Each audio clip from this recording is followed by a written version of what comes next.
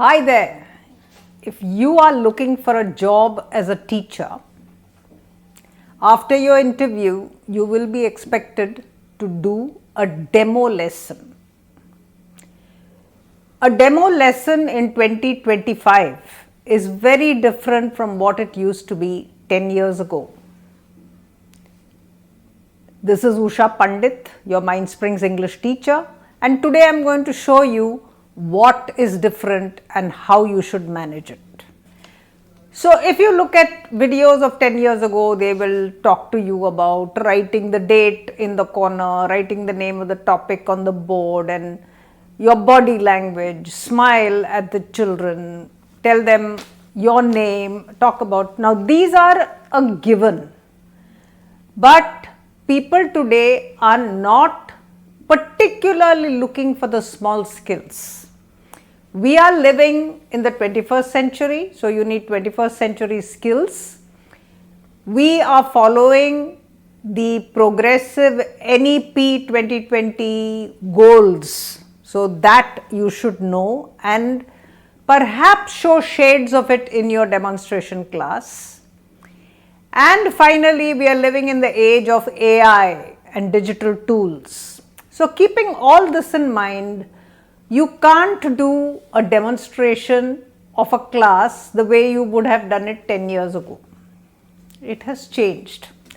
So, let's see how we are going to do it, and today I am going to give you several tips on how to begin your demo lesson in a way in which you are going to be very impressive, and secondly, your students are going to enjoy themselves so much. The energy in the classroom is going to be so high that no one can deny that you are a wonderful teacher.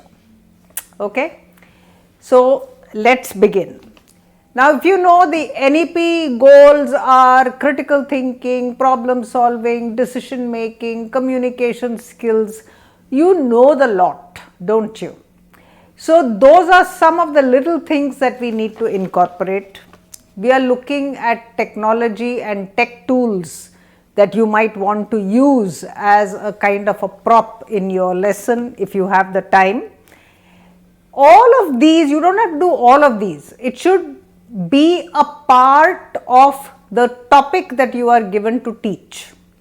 It should lend itself to showing the people who are watching you that you are creative and you know what to use and where. So, let's look at those 10 things that we are looking at, 10 ways we are looking at. Now, it is possible that you're a teacher who's been teaching for a few years. You can use this too. This is not just for people who are doing a demo class, but it's for all teachers. If you want to grab the attention of your class, you want children who are motivated and interested, which seems to be the problem. If you start on a wrong note and children have already switched off, or they have decided that this is not going to be a fun class, then all is lost. So, this is good for all teachers. Okay? Keep that introductory activity to 10 minutes unless it lends itself to the learning and teaching process itself. Don't go more than 10-12 minutes on that introductory activity. The next part will be the activity itself or the explanation or whatever, and finally you are going to conclude it in about 5 minutes, which means you tie up the whole lesson, the main points, and you finish it. In all this, if you get your children to participate, that is, if children drive the lesson, that conclusion, you ask a child to conclude and tell you what are the big points that we learned today. You tell another child to write it on the board. If you do stuff like this, you are showing people that children are participating in your classroom, and it's very powerful when you do that. You must set some ground rules first. The first one is hands up if you want to answer, do not shout and scream the answers out collectively, because people then don't hear what you are saying. So, that is the first rule. Time management I have already told you. Okay, coming to the 10 points that we are going to use to introduce the lesson. The first one that I have got is a game. A game is always a great icebreaker, a warmer. It helps to break the tension in the classroom, because remember, when there is a demo and when there are two other people who are coming, adults coming into the classroom, you will not have a huge problem with discipline per se, because children are on guard. However, they are also tense for you. So, a game is a good way to break up that tension and to put everyone in a state of relaxation. The game must fit the topic. What is good about a game is it stimulates curiosity, it allows you to teach a concept, it allows you to do a lot of language. So, there are multiple ways in which games can be used. There was one I heard about musical chairs for demand and supply in an economics class. I thought that was brilliant. If you take a paper into the classroom and you cut it up, you can actually show children the area in a maths class. I wouldn't take a ball that will roll around and cause a lot of disruption. So, don't take anything that disrupts. Keep that game simple and let it give a message. The message, as I said, can be the concept or it can be whatever your goal is in the lesson. So, not more than 10 minutes of playing, and then you can get into your regular class, whatever it is that you are, the activity that you have planned for the class. The second one is stories. Stories are very good because again they are interesting, they are suspenseful, they create curiosity, and everyone loves a good story. Keep the story short and brief, don't tell them long stories, and make sure that it serves the lesson. The lesson that you are teaching, the story must actually help to either pass on the big message of the lesson, or it must exemplify how some concept is used in life, which that story seems to be explaining. You will get a lot of stories that help you to explain complicated concepts, and that is a wonderful way of starting. You can do a beginning of a story and you can kind of tell children to end the story. You can talk about the characters in the story, and that might be a good lesson, values in the story. So, stories are excellent as a starting point. The third one is riddles and jokes. Anything funny. If you have a sense of humor in the class, that's a great way of breaking the ice. So, optical illusions, if you put up something on your whiteboard with an optical illusion and ask children to kind of look at it and give you a perspective on what it might be, you can do math with it. So, there are many ways in which you can grab attention by bringing in certain things that are unexpected into the classroom. Okay? Literature, language, all this is good with jokes and riddles. You can do puns and play of words, all of this is possible.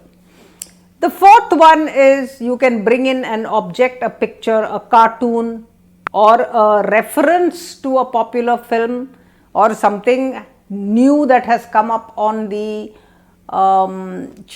Netflix that people are talking about.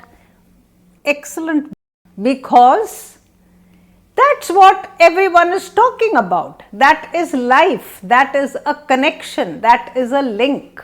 As long as it connects to your topic in some way, one of these is a great way to get children to engage. Once that interest is sparked and stimulated, then it is easy for you to start delivering your lesson to them. If you say open your books to page 36 and let us look at paragraph 3, you have lost them completely. So, never do that. Start with an activity that is real. Okay? fifth one is a video clip.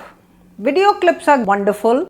YouTube is full of great video clips in almost every subject.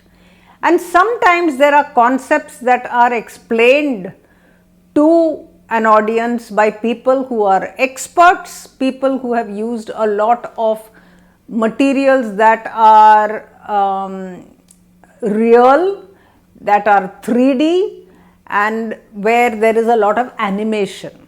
Now you can't compete with that in a classroom.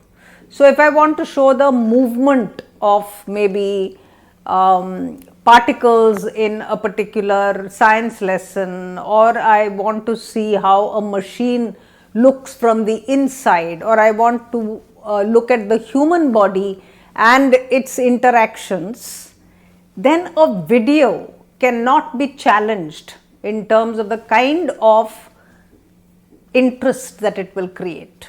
So video clip is excellent learning material to bring into a classroom if the class has been digitized. Again, you can bring in something from AI. You can put up hook your computer on and ask ChatGPT a question. Anything that is modern will lead children to a debate, to a discussion, to talk about, explain, refer, find. All of these things can happen very quickly if you use these tools. It could be talking on strategies, it could be talking about screen time, it could be talking about the future of games, it could be talking about the impact of games on your subjects. So many things. When you talk of technology, there is a world there that belongs to those children in the future, which we may not enter, but it's going to be part of their lives. So use that. The sixth one is current news. Current news, controversies, it could be an accident. There's a lot there to discuss. There is a lot there to connect to the topic that you are talking about. So choose those items carefully. It might be a recent riot somewhere. It could be a war event that you are describing. So it depends on what you are doing. You can even use it an accident for speed and velocity. So you can talk about cars. So therefore that I will leave to you, but you must kind of work on that a little bit for your lesson. If you have topic cards where the topic is just given, you can flash it and we can look at just agree or disagree. That can create a lot of excitement, because if you agree, raise your hands, and if you disagree, raise both your hands and put a cross. That kind of physical activity sitting in one place is safe and will also give a lot of wonderful energy to the classroom. You can use a movie title, a song title, you can use gossip, anything to generate opinion. Or you might look at a particular title, give them a title and say, what genre do you think this is? So it's a great way to study genres. Is it a horror, or you might give them a crime movie and say, how would you change it into a romance, or how would you change it into science fiction? That again gets a lot of talk going, and the children will be interested. Again, as I am telling you, it depends on the lesson that you are doing. Number 7 is activity, magic tricks, experiments. Wonderful way to introduce science is through discovery, according to me. Because if I can give you an experiment, a simple experiment to do in small teams, then you will discover things that you will bring to me, and then we can put it on the board and we can all together collectively decide whether we have found all the little bits and pieces that there are to discover. If you start explaining the concept, I have an analogy for it. It's like taking children to a beautiful place and telling all of them, close your eyes very tightly, and then describing to them what you can see. And they are just listening to you. And you expect them to be excited? So don't do that. Experimentation by the child or by teams of children is like opening their eyes and enjoying what they see. They may not be 100% correct. You can always draw their attention to small bits and pieces that they missed out, but it's their work and their discovery. So that's what you can do. You can do it for science, you can do it for maths, you can do it for almost anything if you give them an activity that allows them to discover. Okay. The eighth one is a statement, a quote, what if questions. What if Hitler was never born? What if Gandhi lived in the age of social media? Do you think people would have spared him? It's a brilliant question. To start looking at lives of people and how social media has influenced us in a way in which we do not allow anyone to operate without criticism. So is that freedom of speech? Now see, you are already getting into a very meaty, wonderful lesson that is going to make your students wise. I hope you can see where I am coming from. All this can be done in a quick way. Don't dwell on it. Don't get into a long drawn discussion. Just show your interviewers that you are capable of providing great excitement and great learning to your class. The ninth one is a question. So questions are always wonderful. If you walk into the classroom and say, how many people believe in ghosts? You got attention.